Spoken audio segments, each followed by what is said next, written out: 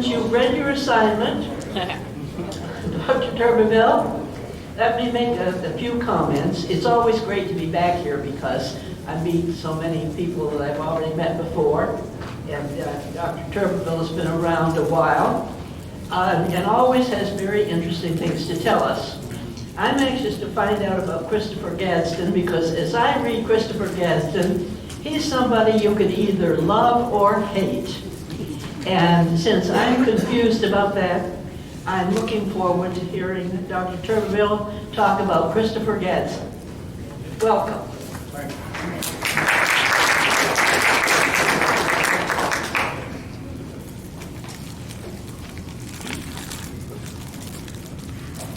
Well, you know, I never get to select my topic.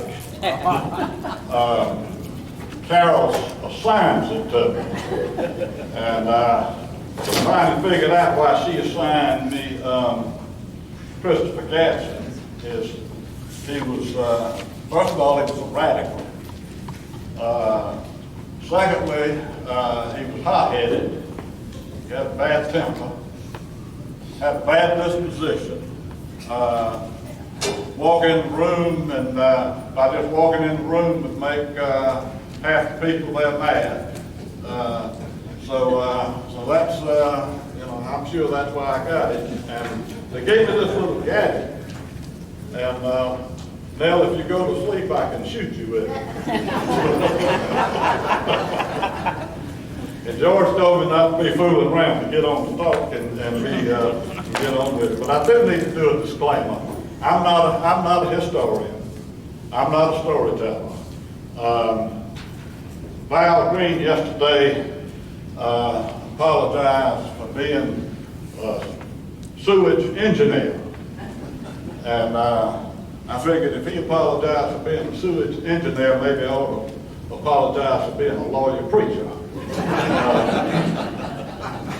Somebody told me, said the only difference between a lawyer and a preacher is a lawyer tells you a lie, and it sounds like the truth. And the preacher tells you the truth, and it sounds like a lie. But anyway, let's go with Christopher Gadsden. I'm going to move through some of this stuff very quickly because what I want to do, I want to try to make three points today. One is I want us to get a little bit of his biographical background, so we'll sort of understand who he is and where he came from. Then secondly, I want us to take a look at his contributions to the Revolutionary War, to the movement towards independence. And then thirdly, quickly, I want us to look at his relationship with Francis Marion. He is probably one of the least known characters in South Carolina in the Revolutionary period, I think, because most of the people, and they were educated people, that asked me who I was presenting on, and I said, Christopher Gadsden, and they would say, who? So if you say who is Christopher Gadsden, I hope by the time that we get towards the end today that you will have some idea of who he is. Now you can read these if you want to, or you can not pay attention to them because I'm going to tell you what you need to know, and we're going pretty quickly. But he was born in Charlestown, 1724. His father was Thomas Gadsden, who came from England sometime before 1718. We know almost nothing about his mother. He makes some mention of his mother, that her name was Elizabeth, and suggests that she may well have been the daughter of an indentured servant. Elizabeth died in 1724. That's his mother. He was 3 years old. His father remarried, married Collins Hall, And Lord, she died in 1730. And his father then remarried in 1732. Everybody said that Christopher Gadsden was a madman. Well, I think his childhood sort of gives us some indication if he went with a chip on his shoulder and if he was mad, why he was. Because shortly after his father married his second stepmother, he was 8 years old, they sent Christopher to England to live with his relatives and to study over there. If that weren't bad enough, while he was in England, his father and his stepmother had 2 other children. So you could begin to feel sort of, he's learning pretty early that, old Christopher better take care of himself. We don't know much about the period that he was in England, but we know that he studied Greek, he studied the Latin, he studied the classics, and he read the English Whigs, the writings of the English Whigs, and we'll see that has an effect on him later as well. He stays in England 8 years. He comes home in 1740. He's 16 years old. He comes to Charlestown, and after just a short visit at home, his parents send him to Philadelphia. He goes to Philadelphia to receive his mercantile training under Thomas Lawrence. Thomas Lawrence was supposed to be one of the best traders, one of the best merchants in the colonies, and one of the best tutors in the colonies. Well, things just continued. For those of you who have been in my Bible study course on Job, this old Job, yeah, man, things just keep going. He gets to Philadelphia, and he hadn't been to Philadelphia for about a year, and his stepmother dies, July the 3rd, 1741. And so then he comes home for that funeral, and before he gets through that funeral and gets back to Philadelphia, Daddy dies, August the 6th of 1741. Now, he did inherit quite a bit of property. Thomas, his father, was the customs collector at the dock in Charlestown. And as such, he was able to accumulate some property, and so he inherited a plantation near Dorchester, 1,000 acres on the Walkmall River, near Georgetown, and blocks in Charleston and Georgetown. Of course, he was not of age, and so executors were appointed to take care of his property, and he was sent back to Philadelphia to tenure.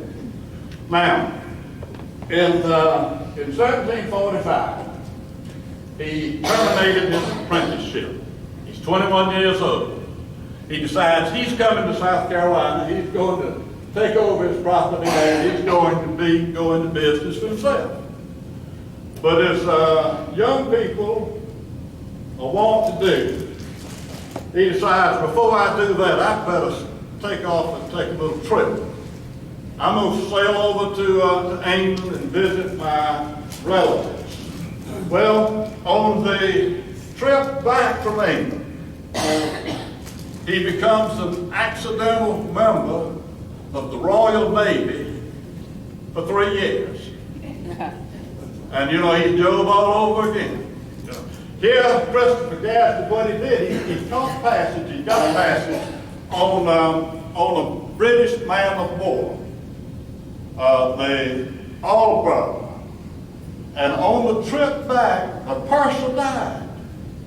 Well, the captain of the ship apparently had found out about his training in trade, and the captain of the ship appointed him as person. And so he became a member of the Royal Navy, and then served in the Royal Navy until 1748, and why he says he became an accidental member of the Royal Navy. In 1748, as I indicated, he resigns his position. He comes back to Charleston, starts his business, and is very, very successful in business. He opens a store on Broad Street, and we're told that by 1756, he had 3 ships registered in Georgetown, operated a boating business on the Feedee River, had 2 stores in Charlestown, 1 in Cheraw, 1 in Asheville Ferry, and 1 in Georgetown. He continued to succeed in business. In 1758, he purchased 44 acres in Charlestown on the Copper River, where he would develop Gadsden Borough, which was a little development, and the famous Gadsden's Wharf that all of you have heard about and known about. And if you look at Jack Parker's book that he has for sale here down on the east end of Calhoun Street, he'll show you exactly where Gadsden's Wharf is. In 1760, as was custom, he decided that it was time for him to retire and become a planter. But pretty quickly, he found out that he couldn't make enough money, that his cash flow wouldn't hold up if he was a planter. And with his business expertise, he offered his business services to others on a commission and became a factor. One of the things I'm going to talk about in a few minutes is his relationship to Marion. And one of the things I tried to discover was how quickly he and Marion got to know each other. Dave Mallon told me yesterday that he had found in the archives in Charleston a property transfer where it appeared that Christopher Gadsden was purchasing property and Francis Marion was a witness, which would indicate then that as early as 1756 there was some relationship between the two. But he was very active in the educational and charitable organizations in Charlestown. One of the things that you will see about Gadsden, though, and I think it had an effect on him throughout his life, is that he was a successful merchant. He acquired property, he made some money, but he never did quite get up to the level, or felt he got up to the level of the Lawrences, the Rutledges, and the Bacons. I mean, that was always sort of a bit of, I don't know if I want to say a bitter pill, but it was always a problem for him. And because later in life, after he and Henry Lawrence became enemies, Lawrence said that most of what Gadsden did was out of envy and jealousy. The Indigo Society, that was a society organized to show people how to grow and process indigo, and they used the tuition, the initiation fee for free school. South Carolina Society was to advance members' knowledge of French. The Charlestown Library Society, of course, you know what that was. That was the second public library in the colonies, and St. Philip's Church was the first English church established in South Carolina. So he was trying to,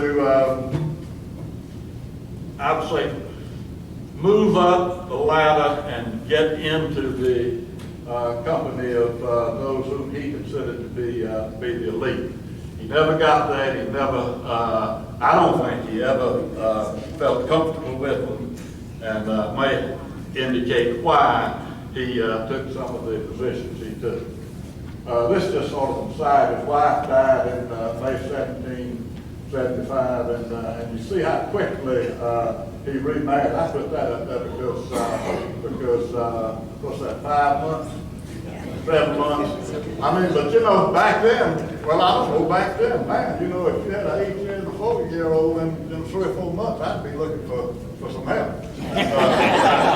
But I guess that's what he was doing. Now let's look a little bit at his political career. In 1757, at the age of 33, he began service in the Common House of Assembly. He was elected by St. Philip's Parish, and you remember the 8 years he spent in England, between the years of 8 and 16, very formative years, and he was influenced by the ideas of John Locke and the writings of the English Whigs. People had a right to revolt when the rule was violated an unwritten social contract and denied their natural rights of life, liberty, and property. You know, we want the pursuit of happiness, but it was right, it was life, liberty, and property. And what Gadsden wanted at that point in time, he wanted the king, the parliament, and the ministry to recognize his rights as a citizen of the empire.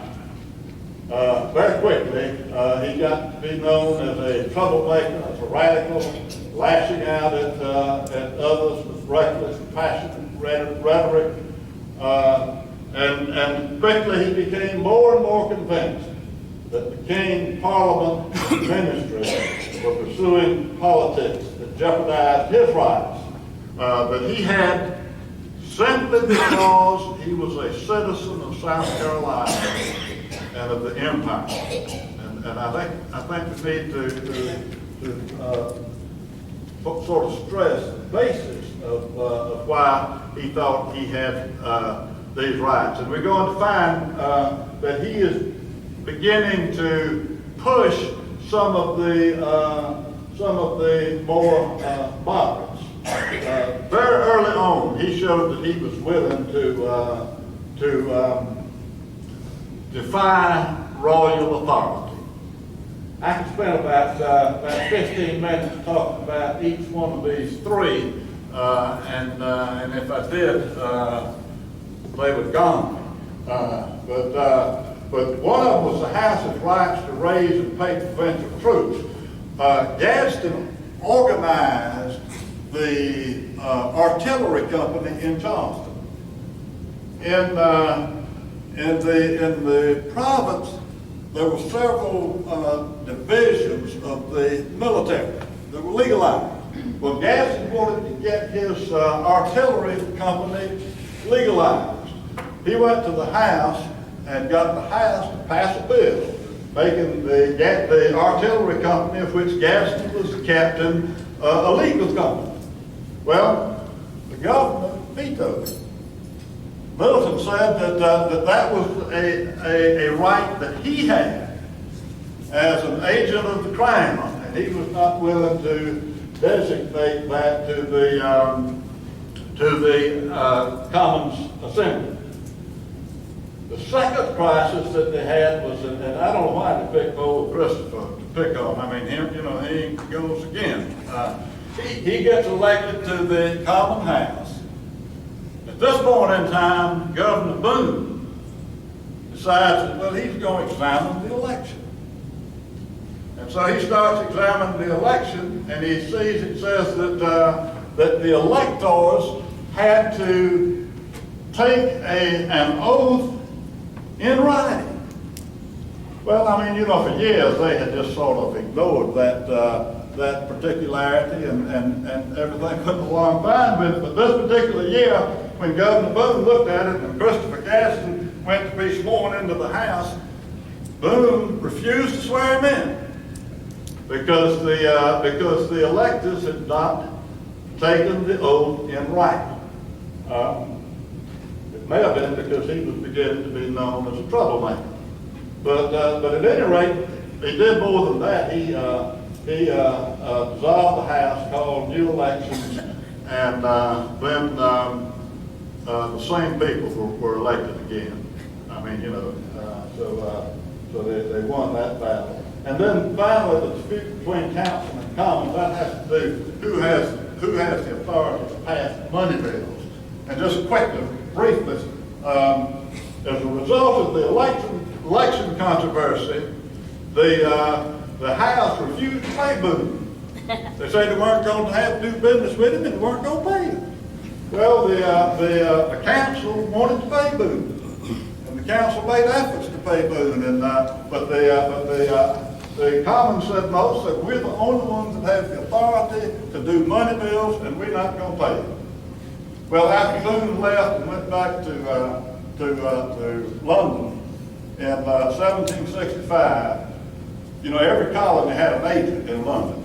The agent over there convinced the Commons House that Boone had gone back to London and lobbied against the Stamp Act, and therefore he ought to be paid.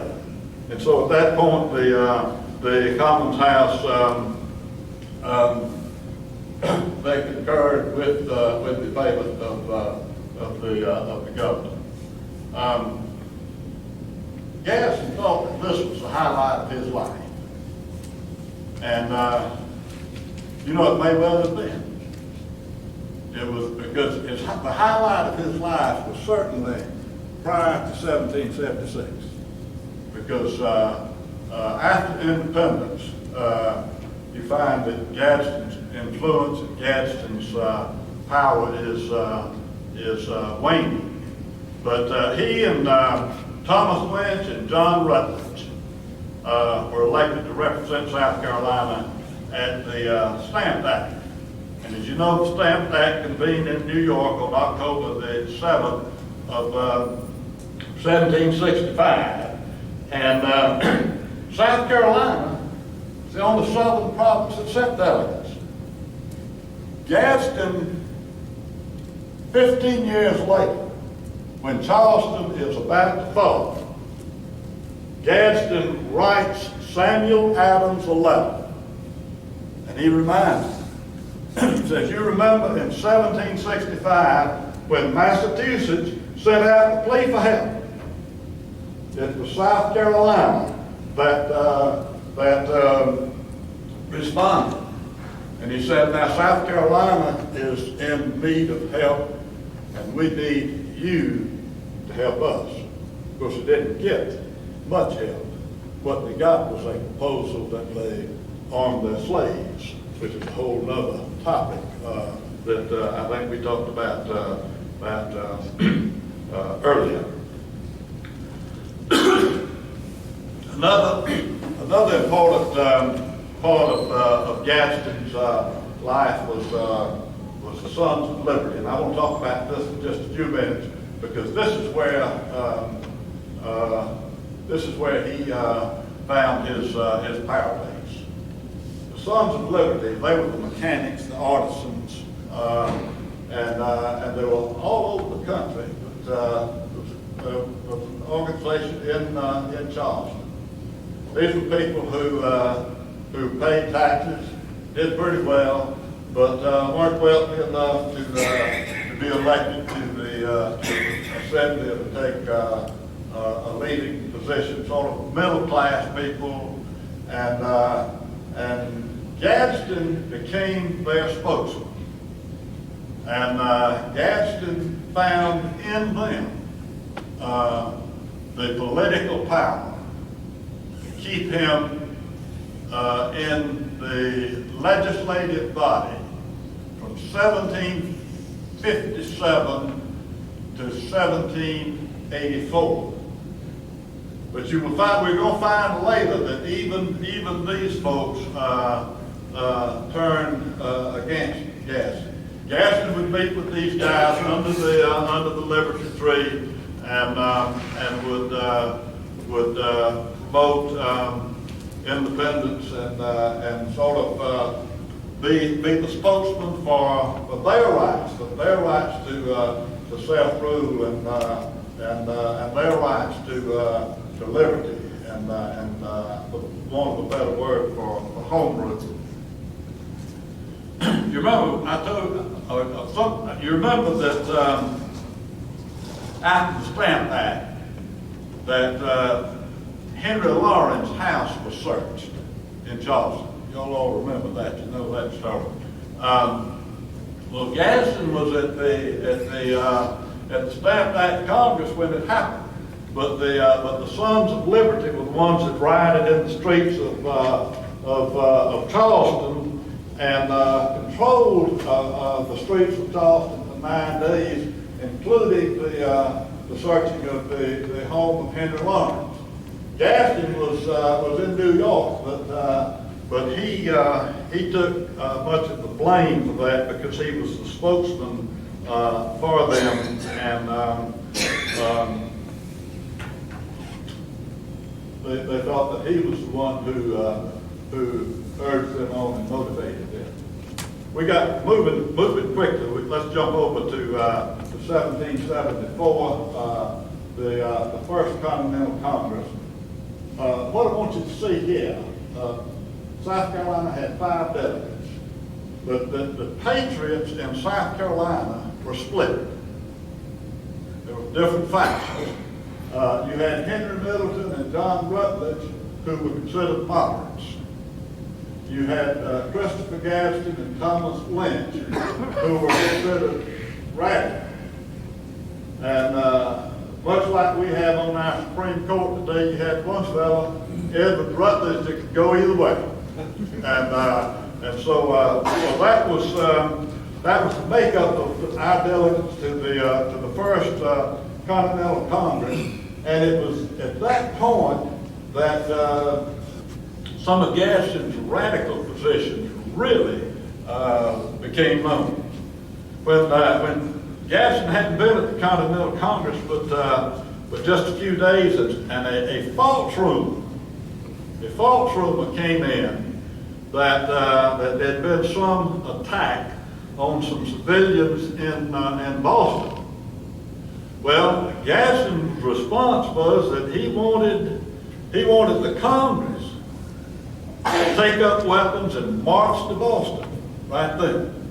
Of course, you can imagine about how far he got with that. I don't know that the Congress, well, I won't say that the Congress, I started to say the Congress is sort of like ours. They'll send others to fight, but I don't know whether they'll go, and strike that. Don't put that on the tape.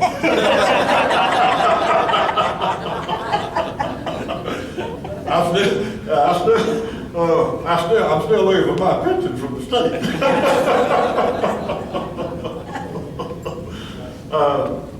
But anyway, he wanted to take up weapons and march directly to Boston. He wanted to attack General Gage, and he wanted he was ready to go to Boston. Let's take Boston, before they could get reinforcements up there. There was a move to prohibit all trade with Great Britain at this time. And if you remember your South Carolina story, you remember that South Carolina would not agree with that because they wanted to exempt rice and indigo. And the argument was that the northeastern colonies, they imported flour and other commodities to other places in the world. That all of our rice and indigo went to Britain.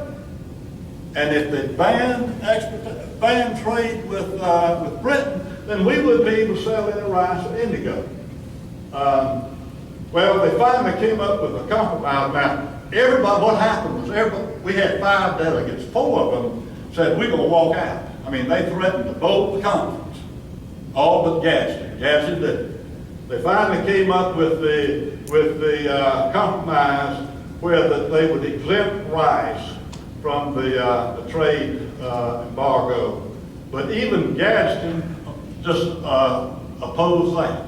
and he came back to South Carolina and tried to get our provincial Congress to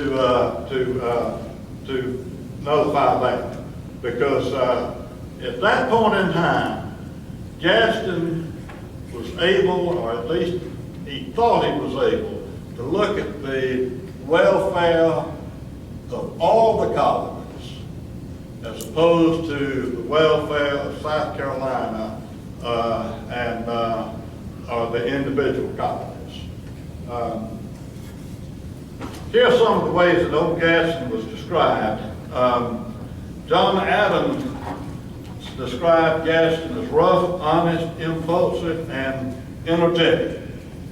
Adams also said that Gadsden was the most committed man he knew to freedom. But he also said that Gadsden had very little impact or influence on the Congress. I think maybe in some areas Gadsden did have some impact. Edward Rutledge, of course, thought he was an extremist, and Henry Lawrence accused Gadsden of irrational outbursts. There's a whole book on Henry Lawrence.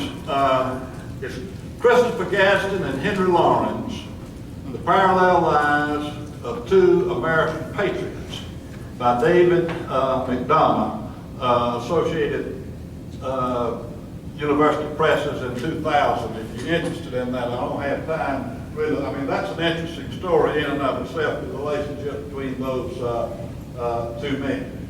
Gadsden and the South Carolina delegation returned to the Second Continental Congress in 1775. It was at that time that the Continental Army was organized. George Washington was appointed, and we don't pay much attention to the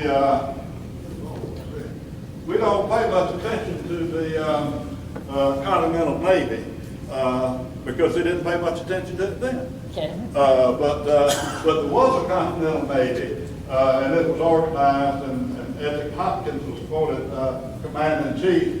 And traditionally, people have said that John Adams suggested the Navy. But in his writings, John Adams says that he never thought about the need for a Navy until Gadsden encouraged him to consider one. See, I think at this point in time, and this is why I say that, I think that Gadsden was making some contributions, some significant contributions.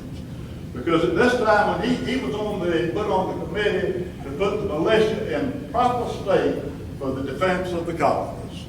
I mean, they were getting ready. They were getting ready for the war here. And also, they understood that when the war came, there was going to be a problem with trade. And so Gadsden was put on the committee to think up ways to protect the trade in the colonies in the event of war. And he was on the Naval Committee as well. And luck would have it, in 1775, South Carolina was expecting an invasion by the British, and so they called Gadsden home. The provincial Congress wanted Gadsden to come home and command the provincial troops. And so in January, now this is an interesting trip, January the 18th, 1776, Gadsden left Philadelphia on a small pilot boat. Now what he had done, by then we had 2 or 3 ships up there under Hopkins. Gadsden had convinced Hopkins to send those ships to the shores of Charleston to look for British ships. But they messed around, and the Delaware River froze over before they could get the ships out. So Gadsden had to come on a small pilot boat that could get out through the ice.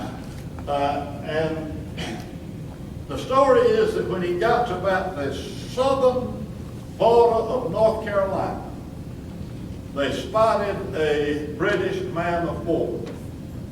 And so then what they did is they beached the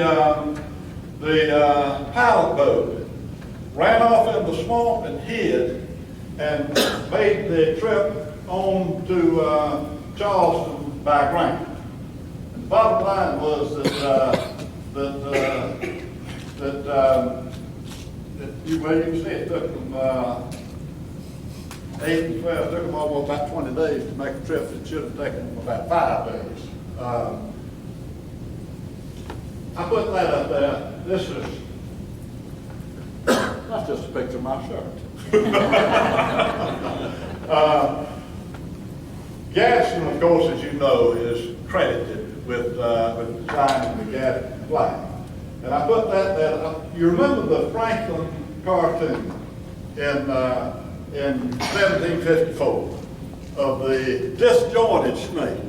The snake was disjointed. And he had under it written, join or die. And I think it's significant that Gadsden's rattlesnake is joined.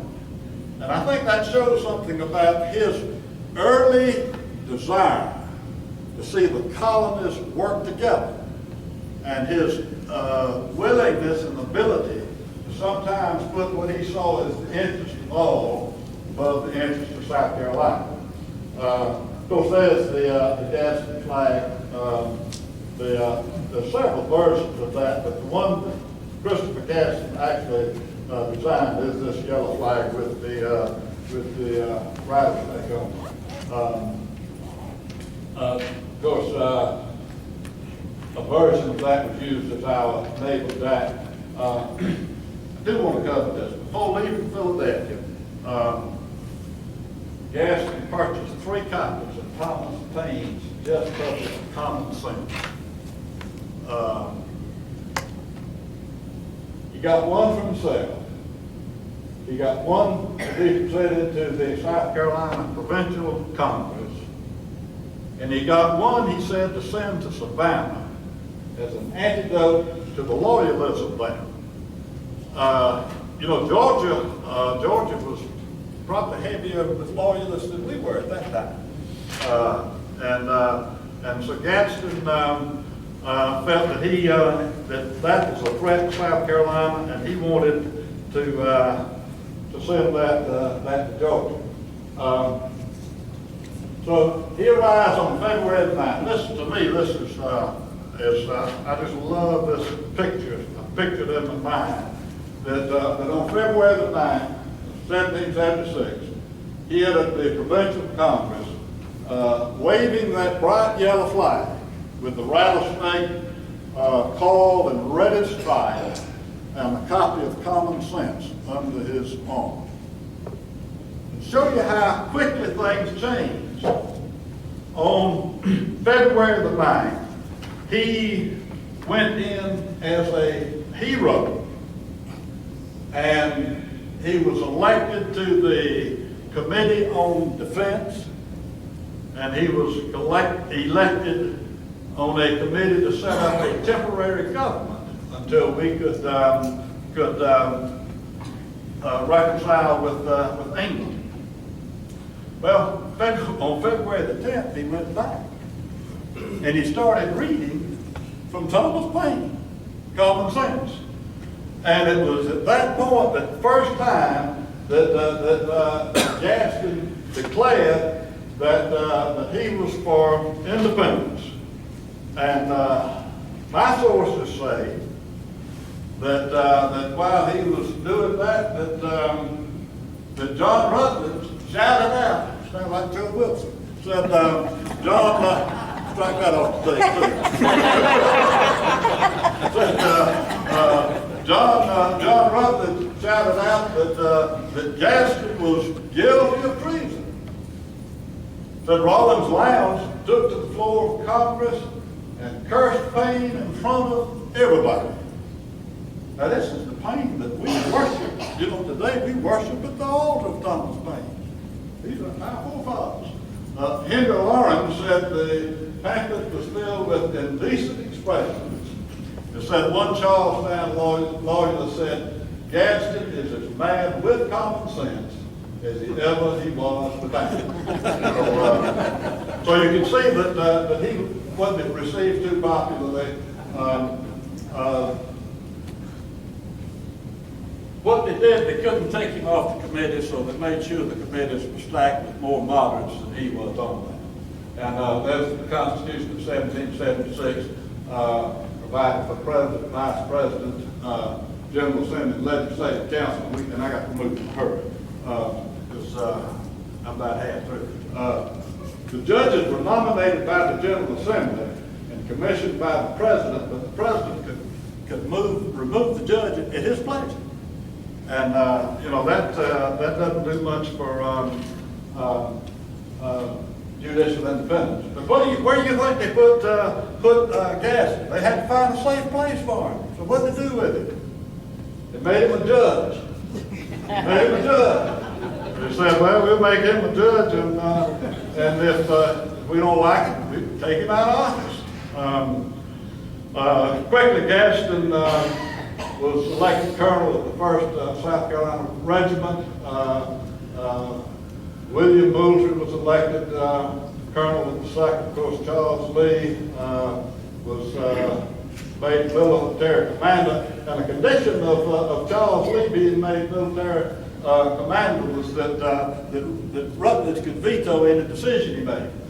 So on June the 18th, 1776, when the Continental Congress made all the troops under Gadsden and Moultrie Continental troops and promoted Gadsden and Moultrie to colonels in the Continental Army, I mean, Gadsden was unhappy because Gadsden said, well, you know, they've diminished my authority because he's now equal to Moultrie and subordinate to Rutledge and Lee. So Job gets another blow.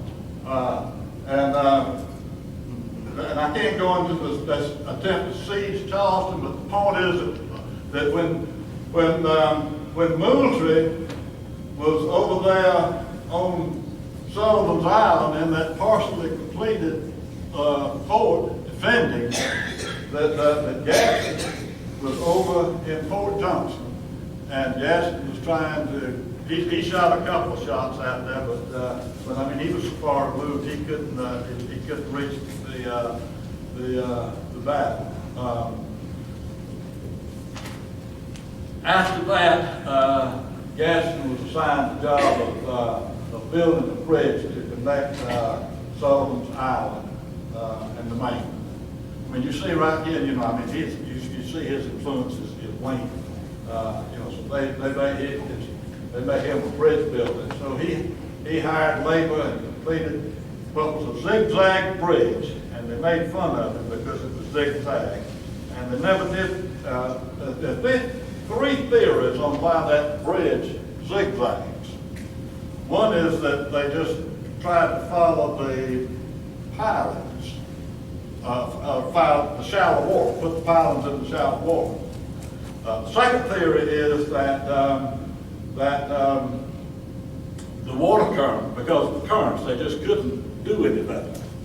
The third theory is that every time Gadsden wrote a letter for supplies, he asked for a hogshead of rum.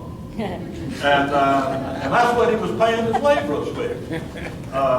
In fact, in his letter of September 1776, he says, "We're out of rum, of which for the work I am about, I am obliged to use a great deal. Please send a hogshead for this garrison as soon as possible." And according to what I found, a hogshead of rum can be anywhere between 63 and 140 gallons. So that's a pretty good little supply of rum. And he was asking for it right often. I'm going to skip over Gadsden's disestablishment of the Anglican Church. I'm going to skip his being vice president. I do want to look at this very quickly, and I'm about through, Joel. November 30th of 1778, Rutledge was elected governor, B. lieutenant governor, Gadsden was elected to the Privy Council. But you see, 5 of the 8 members were moderates and of the Rutledge family, Rutledge faction. So the moderates were controlling the government. You remember when Governor Rutledge offered to surrender Charleston if Charleston could remain neutral? Well, the Privy Council voted 5-3 in favor of Rutledge's proposal. The moderates against the radicals. Rutledge made he had to get out of town. Yeah, Gadsden